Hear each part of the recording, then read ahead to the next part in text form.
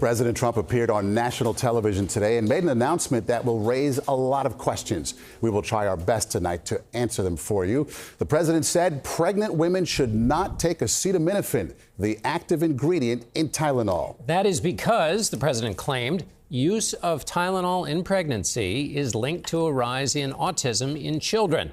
Our Dr. Jon LaPook is here to help us understand the implications, but we begin with Ed O'Keefe at the White House. Ed?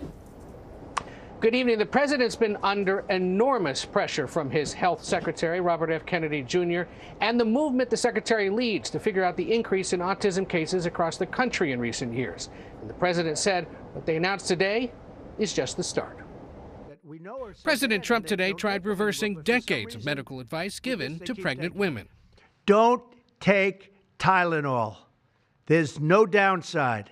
Don't take it. Specifically, the Food and Drug Administration is set to tell physicians that using acetaminophen, an active ingredient in Tylenol, during pregnancy can be associated with increased risk of autism, and that pregnant women should use it only in extreme circumstances. See cases of extremely high fever that you feel you can't tough it out, you can't do it. I guess there's that.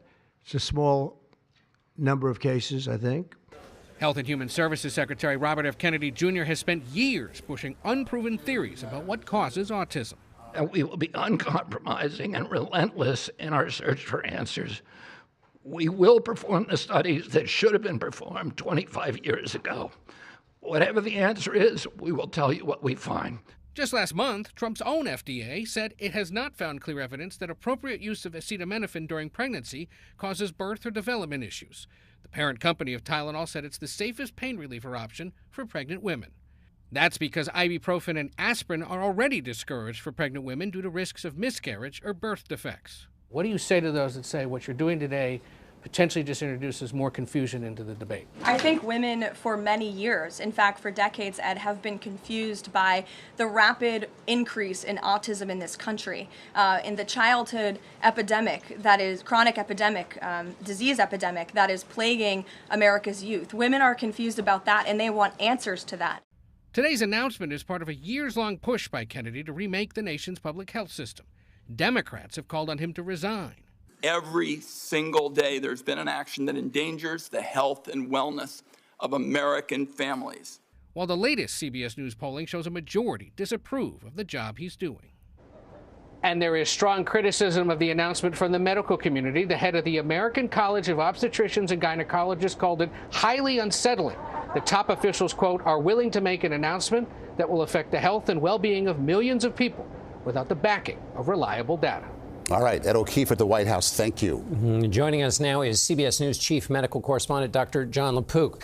Dr. LaPook, don't take Tylenol, no downside, tough it out. The president said all three. Your reaction? It's not a matter of toughing it out, John. I mean, you have to remember that high fever and pain during pregnancy can harm not only the pregnant woman, but the developing fetus as well. And that's why Tylenol, acetaminophen, has been used for decades. So, should an expectant mother take Tylenol, yes or no?